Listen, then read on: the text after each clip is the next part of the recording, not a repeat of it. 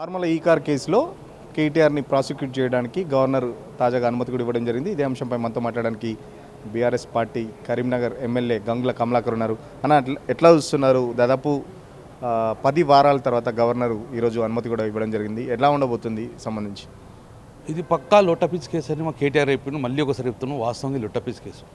ఇప్పటికే 3 సార్లు కేటీఆర్ గారు ఏసీబీ వారు పిలిస్తే కూడా పిలవడం జరిగింది, పోవడం జరిగింది.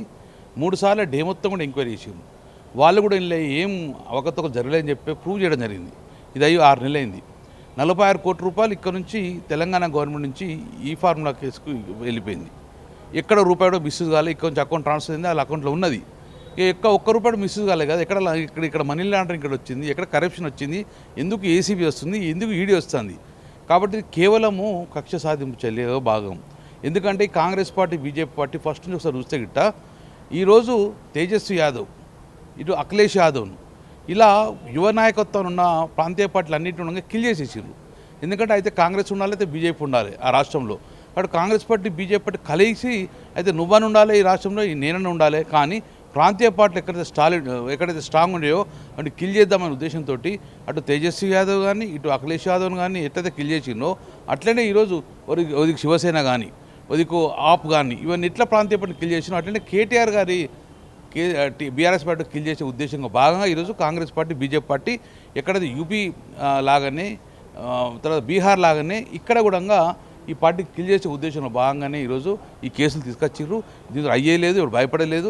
తెలంగాణ ఉద్యోగంలో ధైర్యంగా పోయినాం, ఇప్పుడు ధైర్యంగా పోతాం. కాబట్టి ఈ కేసులో ఏం లేదు. కావాల్సుకొని ఎలక్షన్లలో వచ్చినప్పుడు ఈరోజు బీజేపీ పార్టీకి జూబ్లీస్లో డిపాజిట్ పోయింది. మళ్ళీ ఇప్పుడు రేవంత్ రెడ్డి గారిని ఆసరా అడగంగానే ఇమీడియట్గా రేవంత్ రెడ్డి కేసు పైకి తీసుకొచ్చిండు. దీన్ని చర్చ నడిపిస్తారు. ఎందుకంటే ఎప్పుడైతే స్ట్రాంగ్ అయిందో, ఎందుకంటే జూబ్లీస్లో గతంలో మొన్న పార్లమెంట్లో మాకు జూబ్లీస్లో 18,000 ఓట్లు వచ్చినాయి, మాకు ఈరోజు 78,000 ఓట్లు వచ్చినాయి. అంటే ఇంత పెద్ద ఎత్తున ఓట్లు రాగానే ఒకసారి షేక్ అయిపోయారు. రేపు రాబోయే కాలంలో బీఆర్ఎస్ పార్టీ గవర్నమెంట్ వస్తుంది కాబట్టి ఇప్పుడే ఒక కేసు పెట్టాలని చెప్పేసి ఈయన ఆదేశించాడు, రేవంత్ రెడ్డి ఆదేశించాడు, గవర్నర్ ఇంప్లిమెంట్ చేసాడు. దాని ద్వారా ఇప్పుడు ఒక నాయకత్వం ఇబ్బంది పెట్టాడు. నేను సూటిగా ఈ రేవంత్ రెడ్డి గారిని, గవర్నర్ గారిని సూటిగా నేను ప్రశ్నిస్తున్నా. 700 మంది రైతులు ఆత్మహత్య చేసారు. ఏ రోజు ప్రాసిక్యూషన్ చేయలేదే, ఏ రోజు దాన్ని చర్య తీసుకోమని ముందుకు రాలేదే. ఈరోజు పత్తి కొనుగోలు చేస్తుంది, సీసీఐ కొనుగోలు చేస్తలేదు. 50 లక్షల మంది రైతులు రోడ్డు మీదకి వచ్చారు. ఎందుకు గవర్నర్ స్పందిస్తలేరు?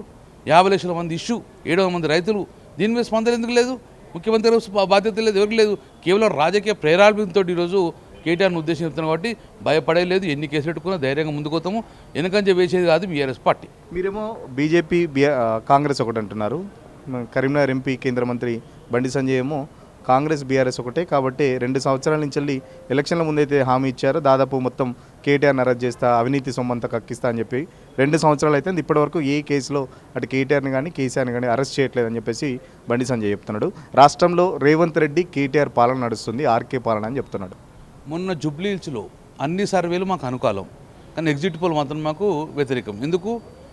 రేవంత్ రెడ్డి బండి సంజయ్తో మాట్లాడాలి, బండి సంజయ్ మాట్లాడుకోవాలి. ఆల్మోస్ట్ ఆల్ బీజేపీ ఓటింగ్ మొత్తం కూడా కాంగ్రెస్కి వేయడం. అందుకే ఈరోజు ఎక్కడైనా బీజేపీ డిపాజిట్ పోతుందండి, ఎంత అవమానకరం. డిపాజిట్ పోవడం కాదు, ఆ ఓట్లు మొత్తం కాంగ్రెస్కు మరలించిండు. క్లియర్గా కనబడుతుంది కదా.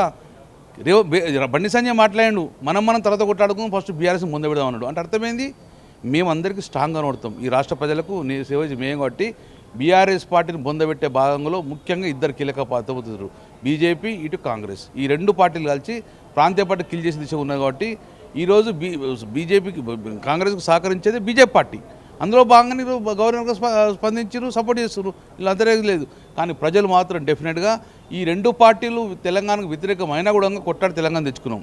కాబట్టి ఇప్పుడు కూడా మేము తెలంగాణకు కొట్లాడిన పార్టీ మేమే, తెలంగాణకు న్యాయం చేసే బాధ్యత కూడా మేము తీసుకుంటాం. తప్పు చేయనప్పుడు భయపడేందుకు, ప్రాసిక్యూషన్కి ఎదుర్కోవడానికి ఉన్న భయం ఏంటి అని చెప్పేసి కాంగ్రెస్ లీడర్లు చెప్తున్నారు. గతంలో కూడా చూసాం, ఖచ్చితంగా ఈ కార్ కేసులో కేటీఆర్ అరెస్ట్ కాబోతున్నాడని చెప్పేసి ముందస్తుగానే మంత్రులు కూడా చెప్తున్న పరిస్థితి. ఇప్పుడు కాదు, గత 6 నెలల నుంచి అరెస్ట్ అవుతారంటాడు. రఘునందన్ ప్రెస్ మీట్ అరెస్ట్ చేయమంటాడు, Bandi Sanjay press meet arrest చేయమంటాడు. వీళ్ళందరూ అరెస్ట్ చేస్తుండగా మాకు చట్టాలు ఉన్నాయి కదా, న్యాయాలు ఉన్నాయి కదా, న్యాయస్థానాలు ఉన్నాయి కదా. డెఫినెట్గా ఈరోజు ఏసీబీ కోర్టులకు ఏసీబీ దగ్గరికి అటెండ్ అయ్యారు. 3 సార్లు విచారణ జరిపినారు. మరి ఏం తేల్చిండ్రు? ఏం తేలలే. ఎక్కడ ప్రూఫ్లు లేవు, కరప్షన్ అయిన ప్రూఫ్లు లేవు, మనీ లాండరింగ్ ఇష్యూ లేదు. కాబట్టి ఎందుకోసం ఏ చట్టం ఎందుకు అనవసరంగా జైల్లోకి పంపిస్తారు? డెఫినెట్గా న్యాయం పోరాటం చేస్తాము, చట్టపరంగా ఫేస్ చేస్తాము. రేపు రాబోయే కాలంలో సుప్రీంకోర్టులో అనుకుంటాం. ఇప్పుడు 10 మంది డిస్క్వాలిఫికేషన్ పెట్టుకోండి, దాన్ని డైవర్ట్ చేద్దామనే ఉద్దేశంతో ఈరోజు. సో అన్ని రకాలుగా మా పార్టీని, మా యువ నాయకుడిని ఇబ్బంది పెట్టే భాగమే. కానీ ప్రజల అండ మాకుంటుంది.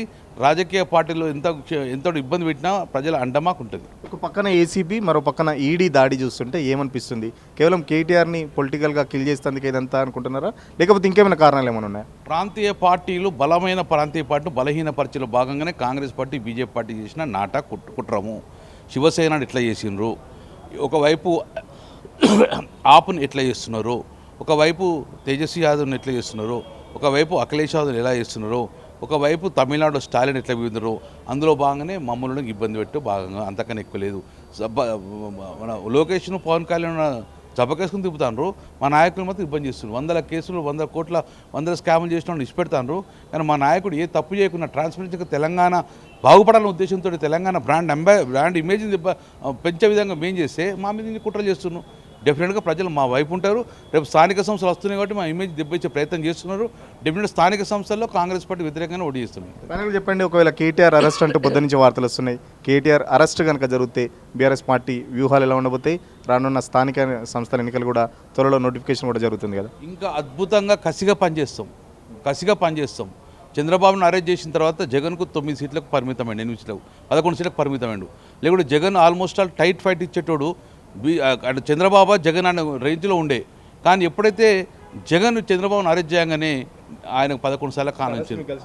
100% తప్పు చేస్తే, తప్పు కొట్టే వాళ్ళు చేస్తే మాకు రాదు సానుభూతి.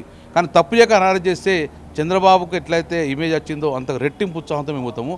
అటు జగన్ను ఎట్లయితే చంద్రబాబు అరెస్ట్ చేయగానే ఇమ్మీడియట్గా తప్పు అని చెప్పినరో, రేపు కేటీఆర్కి నాకు అరెస్ట్ చేస్తే తెలంగాణ రాష్ట్రం మొత్తం అగ్గి కొండాలని చెప్పి డెఫినెట్గా ఈ కాంగ్రెస్, బీజేపీకి బుద్ధి చెప్తారు వాళ్ళు. ఖచ్చితంగా కేవలం కాంగ్రెస్, బీజేపీ ప్రాంతీయ పార్టీలు ఉండొద్దు, బలమైన ప్రాంతీయ పార్టీలు దేశంలో ఎక్కడ ఉండొద్దు, కేవలం నేషనల్ పార్టీలు మాత్రమే ఉండాలని చెప్పేసి ఇటు కేటీఆర్ మీద ఒక ఫాల్స్ కేసులో చిత్రీకరిస్తున్నారు. గతంలోనే ఇది ఒక లొట్టపీస్ కేసు అని చెప్పేసి కేటీఆర్ చాలా సందర్భాల్లో చెప్పారు. ఆ కేసులో ఎలాంటి అవినీతి జరగలేదు. ఒక పక్కన ఏసీబీ కానీ, మరో పక్కన ఈడీ దాడులు చూస్తుంటే ఖచ్చితంగా ఇది బీజేపీ, కాంగ్రెస్ రెండు కలిసి కుట్ర చేస్తున్నాయని చెప్పేసి ప్రజలందరూ అర్థం చేసుకుంటున్నారు. ఒకవేళ కేటీఆర్ అరెస్ట్ అయితే ఏపీలో ఇట్లా చంద్రబాబును అరెస్ట్ చేస్తే జగన్కు 11 సీట్లకు పరిమితమయ్యాడు. రానున్న రోజుల్లో కూడా రేవంత్ రెడ్డికి అదే గతి పడుతుందని చెప్పేసి చెప్తున్న పరిస్థితి.